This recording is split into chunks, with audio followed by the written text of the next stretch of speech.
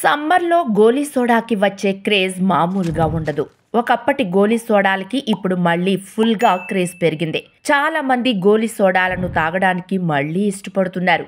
అయితే ఈ గోలీ సోడా అమ్మే వ్యక్తి నెలకు ఎంత సంపాదిస్తాడో తెలుసా?